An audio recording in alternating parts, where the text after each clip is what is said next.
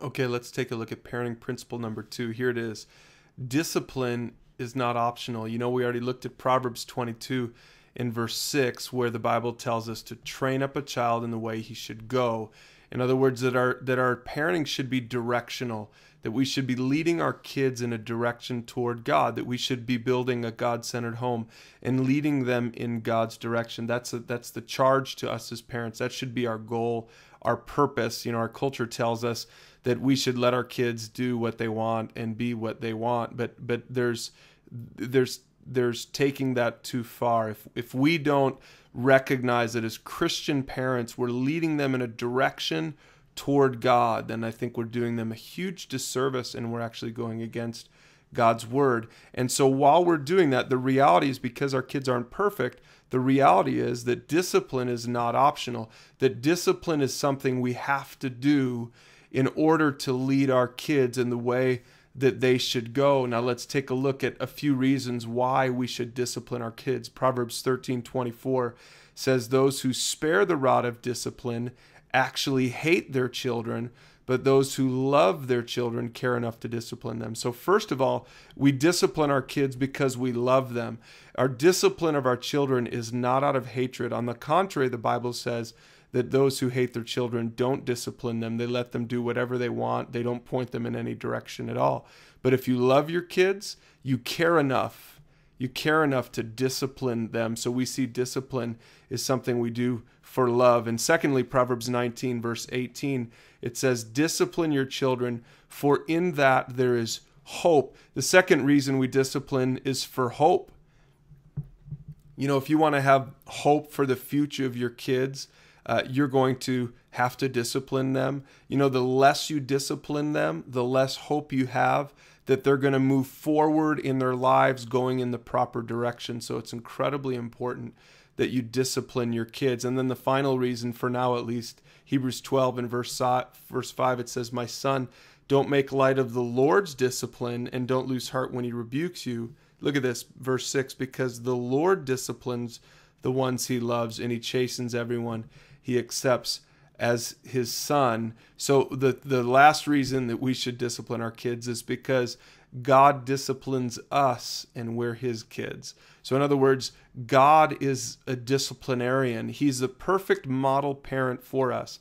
Listen, if God has to discipline us, don't you think we should discipline our own kids?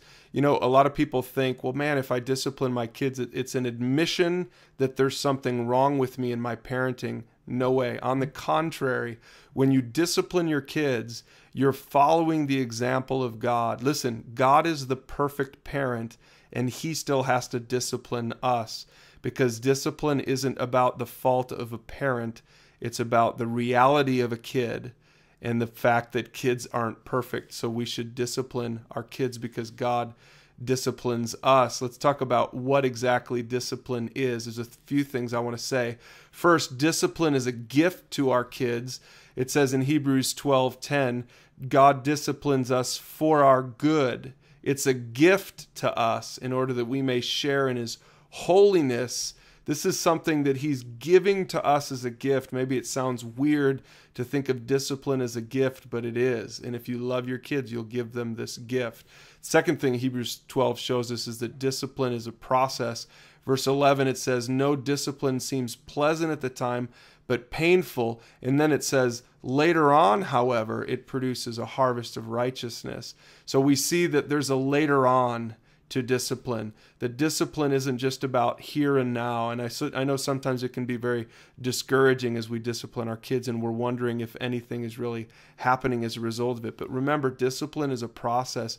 It takes time to train our kids in a direction. And so discipline is a process, and we're going to have to just trust that later on it's going to produce something. Discipline is a process. And then thirdly, the last thing is that discipline is training. It says that later on it produces a harvest of righteousness and peace for those who have been trained by it. Don't forget that discipline is about training. It's not about forcing. It's not about being bad parents or being mean parents. Discipline is training. We're training our kids in a certain direction. Don't forget that fundamentally, discipline is part of training. If you think about training for anything at all in your own life, if you're training for a marathon, what will you need? You will need discipline. You're going to need some self-control and some discipline. And in the same way, our parenting is training our kids, and it's going to require discipline, just like anything worthwhile requires discipline. So let's just finish up with just a few things on how we should discipline our kids. Now, there's 100 things we could say, but I'm just going to give a few quick pointers that come from these verses. Number one, don't do it in anger. Remember, verse 10 says, God disciplines for our good. Abuse is never for our good. If you discipline out of anger instead of out of love, then you're getting dangerously close to being abusive to your kids. So don't discipline out of anger, but discipline for the good of your children. And you should have holiness when you do it. You should be righteous when you do it. So don't discipline in anger. The second thing we see in this verse is that discipline has to hurt. It says in verse 11, no discipline seems pleasant at the time, but painful. This is pretty fundamental. Discipline is painful.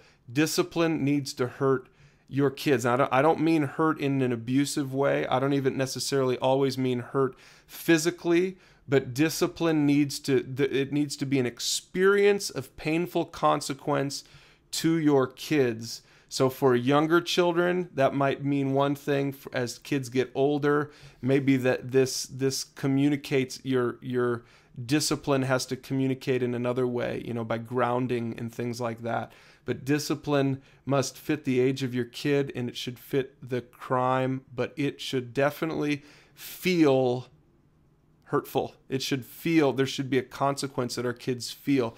So it has to hurt. Again, it's not abusive, but it has to communicate this was wrong. It's got to do that, or it's not discipline. And then the third thing I'd say about discipline is that it has to address the heart. You have to address the attitude of your kids, not just their actions. Look at what Proverbs 22:15 says. It says, folly is bound up in the heart of a child. It's not just about their actions, it's about their hearts. It's about their attitudes. Don't just punish the action, but address the heart, address the attitude. Make sure you're communicating about the attitude of it, why it is you're punishing, and what it is you want from your kids, what it is God wants from your kids. Remember, we're trying to win the hearts of our children, so we have to address the deeper rooted issue in our kids, and we need to lead them in this direction. And it's a heart thing. We have to lead them in this direction toward God. This is, again, Proverbs 22, and we saw earlier, we started off this video talking about Proverbs 22:6, that he says we should train our children up in the way they should go. That's about capturing their heart and leading them toward God. And just remember that discipline is not optional.